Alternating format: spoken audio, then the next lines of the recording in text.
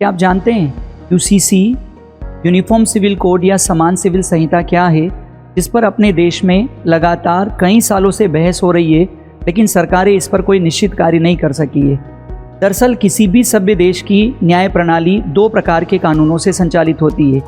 एक कानून जिन्हें कहा जाता है फौजदारी कानून या आपराधिक कानून, और दूसरे कानून जिन्हें कहा जाता है नागरिक संहिता या सिविल संहिता।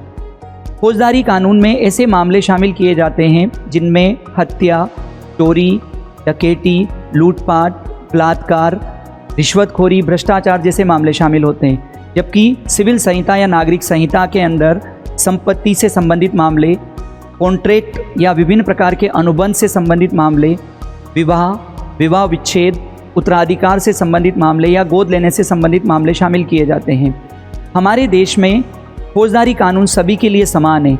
मतलब अगर कोई व्यक्ति किसी भी धर्म विशेष से हो, चाहे वो हिंदू हो, मुसलमान हो, सिख हो, बौद्ध हो, अगर उनके द्वारा अपराध किया जाता है, फौजदारी अपराध कमिट किया जाता है, तो सभी के लिए समान कानून है। हत्या के संबंध में जो सज़ा है वो सभी धर्मों के लिए समान होती है। लेकिन नागरिक संहिता या सिविल संहिता के मामले में ये बात लागू नहीं होती है।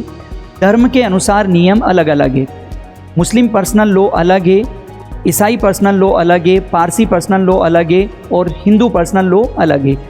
हमारे देश में हिंदू मैरिज एक्ट और हिंदू उत्तराधिकार का जो नियम है वो हिंदुओं के ऊपर, सिख, बौद्ध और जैन धर्म से संबंधित लोगों के ऊपर लागू होता है।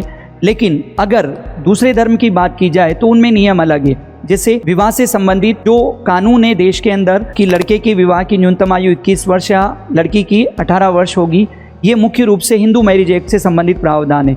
जबकि मुस्लिम पर्सनल लॉ इससे संबंधित प्रावधान नहीं करता, वहाँ विवाह से संबंधित आयु अलग है। इसी प्रकार से विवाह विच्छेद से संबंधित नियम अलग है।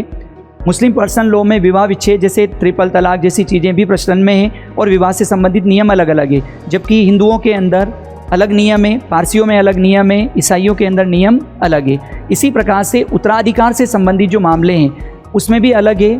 संपत्ति में किसको कितना हक मिलेगा, कितना उत्तराधिकार में हिस्सा मिलेगा, ये हिंदू उत्तराधिकार नियम अलग प्रावधान करता है, जबकि मुस्लिम पर्सनल लॉ अलग प्रावधान करता है। हमारे संविधान का अनुच्छेद 44 या आर्टिकल 44 जो राज्य की नीति निरीक्षक सिद्धांत के अंतर्गत आता है, समान सिविल संहिता का प्रावधान करता है।